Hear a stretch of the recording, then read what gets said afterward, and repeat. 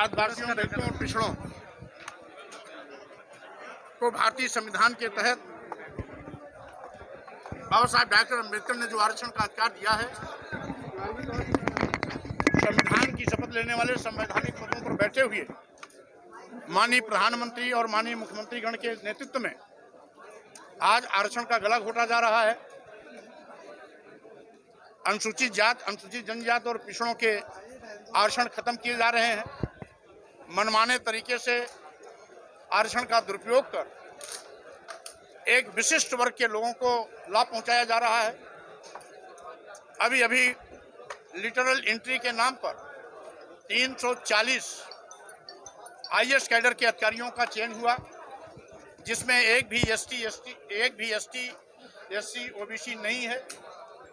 इस तरीके से संविधान के दिए गए निर्देशों का उल्लंघन किया जा रहा है। वोट लेने के लिए हिंदू कहकर के भारतीय जनता पार्टी के लोग सबका वोट तो लेना चाहते हैं, लेकिन वोट लेने के बाद, सत्ता में जाने के बाद, सत्ता का दुरुपयोग कर इन्हीं तथाकथित हिंदू कहे जाने वाले आदिवासी, दलित और पिछड़ों के अधिकारों को छीनने में लग जाते हैं, आरक्षण को खत्म करने में लग जाते हैं। आज इस देश में भारतीय जनता पार्टी फिर से यथास्थित बात पैदा करना चाहती है। हजारों साल की पूर्व की व्यवस्था अघोषित रूप से फिर लागू करने की कोशिश कर रही है। विश्वविद्यालयों में शिक्षा इतनी महंगी की जा रही है कि जिससे कोई गरीब का छात्र पढ़ ना पावे। यानी ग्रामीण क्षेत्रों से आने वाले एससी, एसटी, ओबीसी किसी भी वर्ग का छात्र या छात्रा उच्च शिक्षा न ले सके, इस बात की सरकार की कोशिश है। नई शिक्षा नीति गरीबों के बेटियों और बेटों को शिक्षा से वंचित करने के लिए बनाई गई है।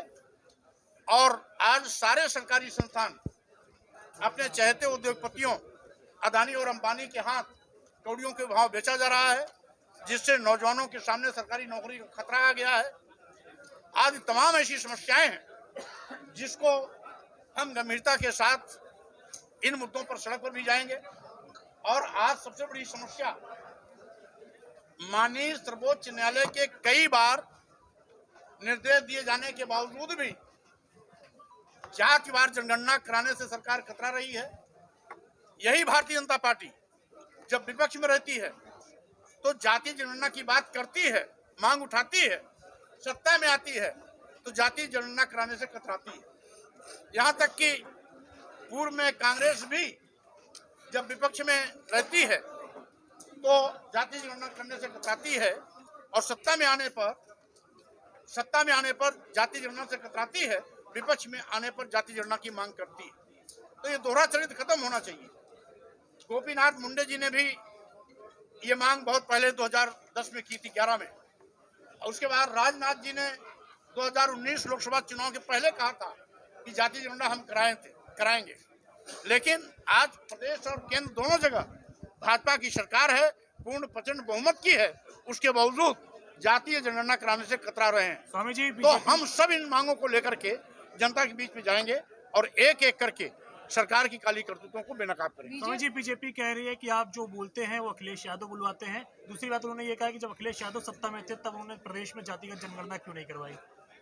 पहली बात तो, जब माननीय सर्वोच्च न्यायालय जनगणना की बात करती है तो केंद्र सरकार द्वारा जब जाति जनगणना होती है, 1872 से जाति जनगणना शुरू हुई थी। 1931 में अंतिम जाति जनगणना हुई है। 1931 के बाद आज तक जाति जनगणना नहीं हुई। 2010-11 में जाति जनगणना कराई जरूर गई थी, लेकिन उसका आंकड़ा सार्वजनिक नहीं किया गया था।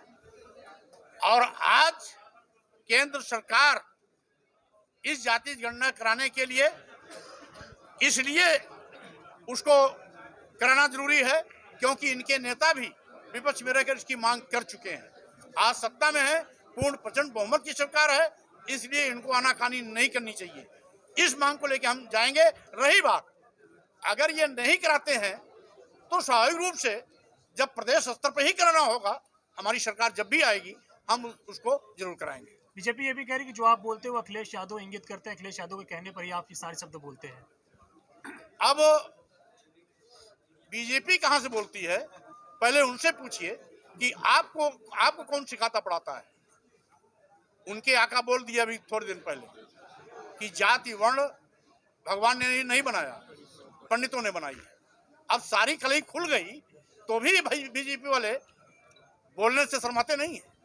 उनको शर्म आनी चाहिए कि अगर आपके आका ने आपकी पोल पट्टी खोल दी है तो आप प्रधानमंत्री जैसे बड़े पद पे बैठे हो, आपको ऐसी हिंसक वारदातें, ऐसे मानवता को कलंकित करने वाली बातें तत्काल प्रतिबंधित कर देना चाहिए। धर्म की आड़ में किसी को गाली नहीं दिया जाना चाहिए, नीच अधम नहीं कहा जाना चाहिए, प्रताड़ित अपमानित करने की बात नहीं किया जाना चाहिए। ये संविधान विरोधी है। उत्तर प्रदेश का बजट पेश हुआ है, क्या कहेंगे उस पर? 6,90,000 करोड़ का बजट पेश हुआ है। यह है सरकार अभी तक पिछले बजट का 40% भी पैसा खत्म नहीं कर पाई है, आवंटित ही नहीं कर पाई है। तो इसको बजट जनता के लिए नहीं, घाल मेल करके चुनाव लड़ने के लिए दिया जा रहा है।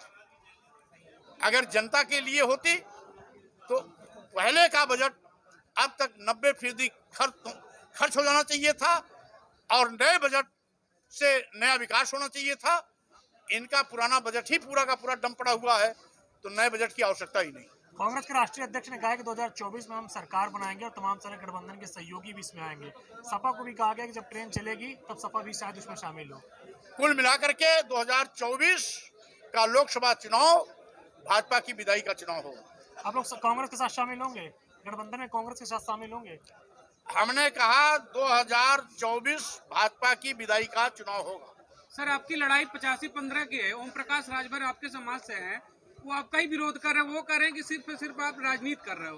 क्योंकि वो भाजपा वालों की गोदी में बैठ के बोल रहे हैं, इसलिए भाजपा की भाषा बोल रहे हैं। धन्यवाद। Okay, thank you.